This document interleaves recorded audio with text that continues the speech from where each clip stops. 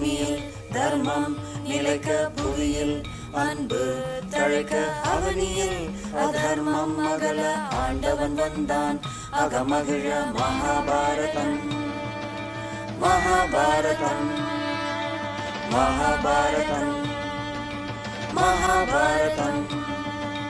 பாண்டவர் துன்பம் போக்க பாஞ்சாலி மானம் காக்க பாரே வியந்து பார்க்க பரந்தாமன் வந்தான் வழி தீர்க்க மகாபாரதம் மகாபாரதம் மகாபாரதம் மகாபாரதம் மகாபாரதம்.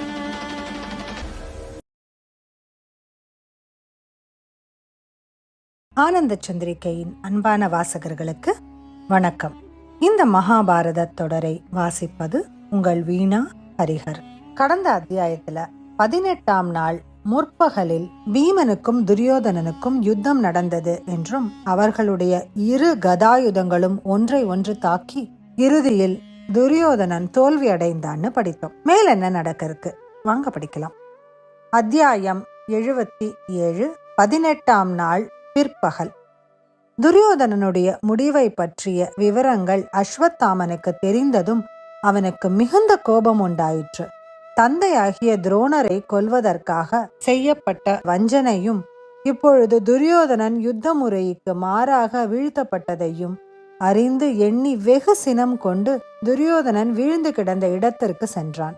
குற்றுயிராய் கிடந்த துரியோதனனிடம் இந்த பாண்டவர்களை இன்று இரவே நான் கொல்லப் போகிறேன் என்று சபதம் செய்தான். அதை கேட்ட துரியோதனன் மகிழ்ச்சி பரவசம் அடைந்து அருகில் இருந்தவர்களிடம் சொல்லி கௌரவ சேனைக்கு அஸ்வத்தாமனை தலைவனாக நியமனம் செய்தான். அங்கிருந்து கிளம்பிய அஸ்வத்தாமன் கிருப்பர் கிருத்தவர்மனுடன் இருள் சூழ்ந்த ஒரு காட்டில் பெரிய ஆலமரத்தடியில் தங்கினான். களைப்பால் கிருப்பரும் கிருத்தவர்மனும் சீக்கிரமே தூங்கி போனார்கள். அஸ்வத்தாமனுக்கு தூக்கம் வரவில்லை. கோபமும் துவேஷமும் மேலிட்டு சர்ப்பம் போல சீறிக்கொண்டிருந்தான். ராத்திரியில் சப்தமிடும் பிராணிகளின் சப்தத்தை கேட்டுக்கொண்டு ஆலோசித்துக் கொண்டிருந்தான். அந்த ஆலமரத்து கிளைகளில் காகைகள் கூட்டமாக கூடுகட்டி தங்கிக் கொண்டிருந்தன. அப்போது பெருத்த கோட்டான் வந்து தூங்கிக் கொண்டிருந்த காகைகளை ஒன்றன் பின் ஒன்றாக கொத்தி கிழித்து கொண்டிருப்பதை அஸ்வத்தாமன் பார்த்தான். இரவில் கண் தெரியாமல் அலறி உயிர் விட்ட காகைகளை பார்த்து அஸ்வத்தாமனுக்கு மனதில் ஒரு எண்ணம் உண்டாயிற்று. இந்த அதர்மர்களாகிய பாண்டவர்களையும் என் தகப்பனாரை கொன்ற பாஞ்சாலனையும் அவர்களை சேர்ந்த அனைவரையும் இந்த கோட்டான் காகைகளை கொன்றதை போல பாசறைகளில் தூங்கி கிடக்கும் போது எளிதாக கொன்றுவிட்டால் என்ன என்று எண்ணினான். இந்த எண்ணத்தை உறுதி செய்து கொண்டதும் கிருப்பரை எழுப்பி தன் தீர்மானத்தை அவருக்கு சொன்னான். அஸ்வத்தாமனுடைய யோசனையை கேட்ட கிருப்பர், இது முற்றிலும் தகாது. உலகில் இதுவரை நடைபெறாத அக்கிரமமாகும். யாருக்காக இந்த யுத்தத்தில் கலந்தோமோ அந்த அரசன் கொல்லப்பட்டான். நம்முடைய கடமையை நாம் முற்றிலும் முறைப்படி செய்து முடித்தோம். பேராசைக்காரனும் மூர்கனுமான துரியோதனனுக்காக நாம் போர் செய்தோம். ஆனால் தோற்றோம். இனிமேல் இந்த காரியம் பயனற்று போய்விட்டது என்று நாம் விட்டுவிட வேண்டும்.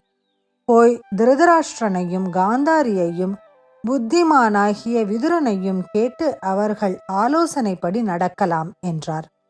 இதை கேட்ட அஸ்வத்தாமனுக்கு கோபமும் சோகமும் மேலும் அதிகரித்தது. மனிதர்களின் புத்தியில் அவரவர் யோஜனை அவர்களுக்கு சரியாகவே தோன்றும். இந்த பாண்டவர்கள் துரியோதனனை வீழ்த்தியதும் என் தந்தையை கொன்றதும் பெரிய அதர்மம்.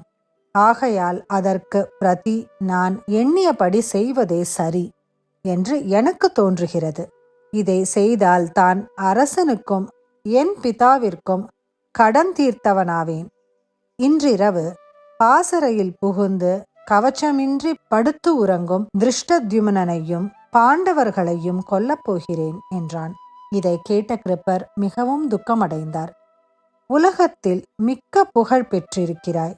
இதுவரை நிஷ்களங்கமாக இருந்த உன் புகழ் வெள்ளை துணியில் இரத்தம் தெளித்தார் போல இதனால் கெட்டுப்போகும். தூங்கிக் கொண்டு இருக்கிறவர்களை கொல்லுவது ஒரு நாளும் தர்மமாகாது, வேண்டாம் என்றார். நீர் என்ன சொல்கிறீர்? இந்த பாண்டவர்கள் எல்லா ஆயுதங்களையும் கீழே எறிந்துவிட்டு உட்கார்ந்திருந்த என் பிதாவை தலையின்றி கொன்றார்கள். தர்மம் என்கின்ற அணையை உடைத்து எரித்து விட்டார்கள். இனி என்ன தர்மம் மிஞ்சியிருக்கிறது? தேரை விட்டு தரையில் இறங்கி மண்ணில் புதைந்து அழுத்திய சக்கரத்தை தூக்கி கொண்டிருந்த கர்ணனை இவர்கள் அதர்மமாக முறையில் தாக்கிக் கொன்றார்கள். பீமன் துரியோதனனை நாபிக்கு கீழே அடித்து கொன்றான். இனி ஏது தர்மம்? பாண்டவர்கள் தர்மம் என்ற அணையை உடைத்து விட்டார்கள். வரம்பு கடந்து அதர்மத்தில் இறங்கிய நீச்சர்களை பற்றி நாம் ஏன் தர்மத்தை ஆராய வேண்டும்? என் பிதாவை கொன்றவர்களான பாஞ்சாலர்களை தூங்கும்போது கொன்று அதனால் நான் புழுவாகவோ பட்சியாகவோ ஜென்மம் எடுத்தேனேயானாலும் அதை நான் விரும்புகிறேன் என்று அஸ்வத்தாமன் முடிவாக சொல்லிவிட்டு குதிரைகளை தேரில் பூட்டி சத்துருக்கள் இருக்கும் இடம் போக புறப்பட்டான்.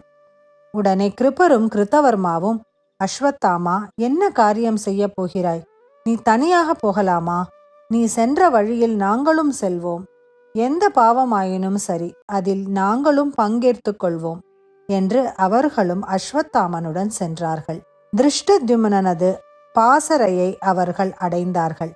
கவச்சத்தை கழற்றிவிட்டு திருஷ்டத்யும்னன் நன்றாக தூங்கிக் கொண்டிருந்தான். தூங்கிக் கொண்டிருந்த வீரன் மேல் அஸ்வத்தாமன் குதித்து கோரமான முறையில் கொன்றான். அவ்வாறே எல்லா பாஞ்சாலர்களையும் திரௌபதியின் புத்திரர்களையும் ஒருவன் பின் ஒருவராக கொன்றான். இப்படி அதுவரையில் கேட்டிராத கொடிய செய்கையை கிருபரும் கிருத்தவர்மனும் அஸ்வத்தாமனும் செய்துவிட்டு பாசறைக்கு தீ வைத்து விட்டார்கள். நெருப்பு பற்றி கொண்டதும் தூங்கிக் கொண்டிருந்தவர்கள் எழுந்து ஒன்றும் விளங்காமல் இங்கும் அங்கும் ஓடினார்கள். அவ்வாறு ஓடியவர்கள் அஸ்வத்தாமனால் இரக்கமின்றி கொல்லப்பட்டார்கள். நாம் செய்ய வேண்டிய கடமையை செய்துவிட்டோம். இனி நாம் சந்தோஷமாக துரியோதனனிடம் போகலாம். அவன் உயிருடன் இருப்பானானால் அவனுக்கு திருப்தி உண்டாக்கும் இந்த செய்தியை சொல்வோம் என்றான் அஸ்வத்தாமன். அப்படியே துரியோதனன் குற்றுயிராக கிடந்த இடத்திற்கு மூவரும் சென்றார்கள். துரியோதனா, இன்னும் உயிருடன் இருக்கிறாயா? உன் நெஞ்சம் குளிரும். நாங்கள் செய்து முடித்ததை சொல்கிறோம் கேள். பாஞ்சாலர்கள் அனைவரும் ஒழிந்தார்கள். பாண்டவர்களுடைய குமாரர்கள் மாண்டார்கள். அவர்கள் இரவில் தூங்கிக் கொண்டிருக்கும் போது அவர்களுடைய சேனை முழுவதும் எங்களால் அழிக்கப்பட்டது. பாண்டவ பட்சத்தில் 7 உயிர்களே எஞ்சி நிற்கின்றன. நம்முடைய கட்சியில் கிருபரும் நானும் கிருத்தவர்மனும் இருக்கிறோம் என்றான் அஸ்வத்தாமன். துரியோதனன், அஸ்வத்தாமரே, பிதாமகர் பீஷ்மரும் வீரன் கர்ணனும் செய்யாததை எனக்காக செய்தீர் என்று சொல்லிவிட்டு சந்தோஷமாக உயிர் நீத்தான். இரவில் எதிர்பாராத முறையில் தாக்கப்பட்டு சேனை அழிந்து போனதை பார்த்து யுதிஷ்டிரன் துயரம் மேலிட்டு, வெற்றி பெற்ற சமயத்தில் படுதோல்வி அடைந்து விட்டோம். மகாசூரன் கர்ணனுடைய தாக்குதலில் இருந்து தப்பிய திரௌபதியின் புத்திரர்கள் நம்முடைய அஜாக்கிரதையால் இப்பொழுது பூச்சிகளைப் போல மாண்டார்கள். பெரிய கடலை தாண்டிய கப்பல் முடிவில் சிறு வாய்க்காலில் கவிழ்ந்தது போல் நாசமடைந்தோம் என்றான். மக்களை இழந்த திரௌபதி தாங்க முடியாத சோகத்தில் மூழ்கி கிடந்தாள். தர்மபுத்திரனிடம் வந்து, பாபியான அஸ்வத்தாமனை வீழ்த்த யாருமே இல்லையா என்று கதறினாள். திரௌபதியின் சொல்லை கேட்டதும் பாண்டவர்கள் அஸ்வத்தாமனை தேடி உடனே புறப்பட்டார்கள்னு இந்த அத்தியாயம் முடிவடைகிறது. அடுத்த அத்தியாயத்தோட உங்களை சந்திக்கும் வரை உங்களிடமிருந்து விடைபெறுவது உங்கள் வீணா ஹரிஹர்.